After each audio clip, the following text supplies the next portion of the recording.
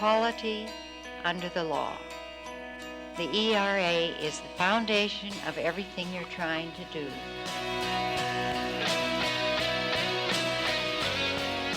September 26th was the second anniversary of my surgery of breast cancer.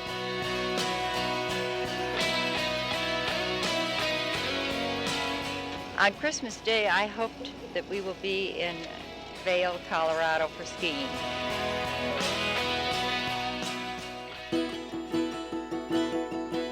Betty Ford is courage, grace, kind, thoughtful, friendly, down to earth. What you see is what you get. considerate, caring, concerned. She's a very gracious lady. Witty and charming. Dedicated, intuitive. A wife, a mother, and a friend. The thing that always meant the most to me was that it wouldn't make any difference if you were the current President of the United States or someone that did yard work. She was always very kind to everyone. She was a wonderful friend and neighbor as we went through the early years in Beaver Creek. We laugh a lot together, and she has a great sense of humor. And sometimes it's, oh, she's the first lady. How, you have to be a little careful, but not with her. In the most soft-key, graceful, quiet sort of way, she has done tremendous things for women, particularly in the issues of health. When she talked about breast cancer as the First Lady of the United States at a time that no one in our country talked about breast cancer, that was gutsy. When I was diagnosed with breast cancer, one of the first people that called me to give me encouragement and so on was Betty Ford. My wife came down with cancer 16 years ago, and Betty and my wife Jane became very close friends, and she was very helpful. I think for cancer, she did more to bring awareness to that disease than anyone had up until that time. My mastectomy and the discussion about it, I was really pleased to see it because it prompted a large number of women to go and get checkups in their local communities. The same thing with the alcohol issue, and she just took it on. I think she was part of the originally AA club members. She encouraged people. She went to meetings.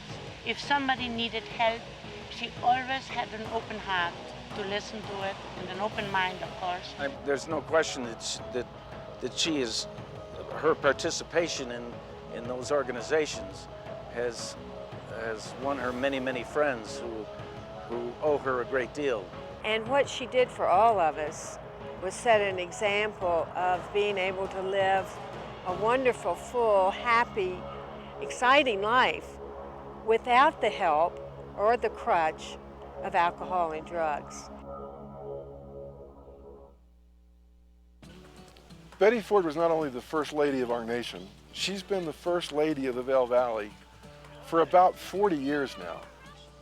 Well, I think she's helped the Valley just by being here, just by being at the social occasions and meeting people and being friendly and open. Well, one of the most memorable experiences that I've had with Mrs. Ford and the whole family was through the Bolshoi Ballet Academy. That has now become known as the Vail International Dance Festival. And both President and Mrs. Ford were very instrumental in us being able to get that together. President Ford and Betty became involved in the idea of building an interfaith chapel in the valley. We had many events in their home, fundraisers and things of that nature.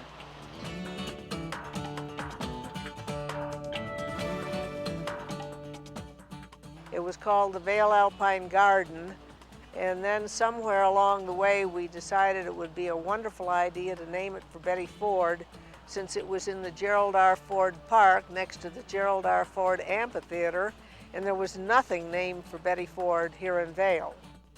Some of her friends came to us at a time when we were struggling, and it seemed like a good marriage, the two of us, and her interest in gardening, being in Vail, and to do this garden was a wonderful opportunity, we thought, for both of us.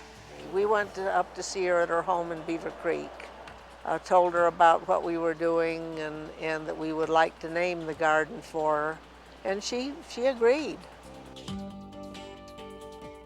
I've met her on numerous occasions at events, special events that was had in the gardens, and I was just thrilled at how much she obviously was interested in the garden, and not just interested in it from a casual perspective.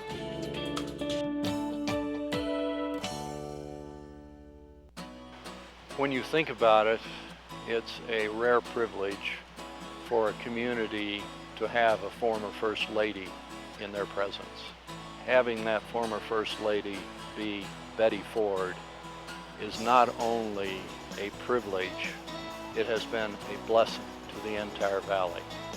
I think that Betty Ford's life symbolizes the finest in accomplishments by America's First Ladies.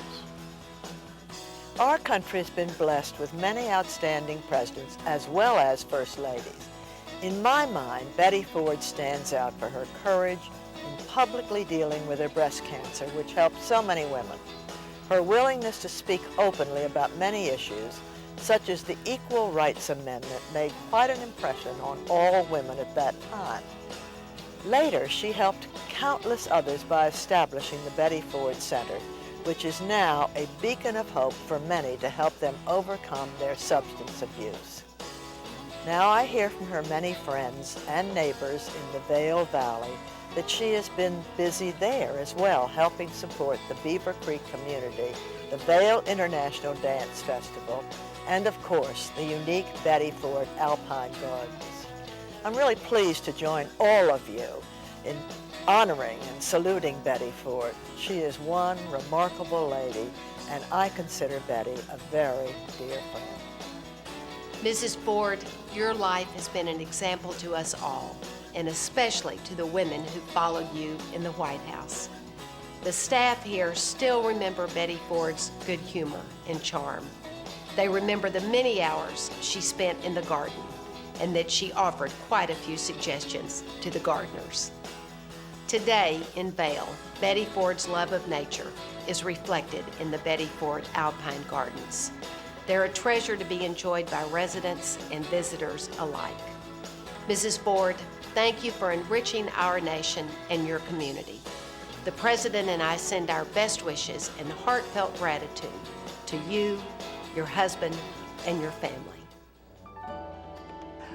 Betty, you certainly deserve this honor for what you've done for the entire valley, for all your friends, and for some people who aren't even your close friends. I especially want to thank you and honor you for your friendship and for all the things you've done. Your time, your fine example, your charm and your graciousness, your courage. In every way, you have set the standard, you've set the bar for what we all want to be in this valley, and we thank you for that. Betty, I can't tell you how wonderful it has been to be connected with you, with Betty Ford Alpine Gardens over the years. You have been such an addition to the garden and to this valley, and I can simply say thank you. If friendship would be a flower, she would be the most perfect rose. That's what I think.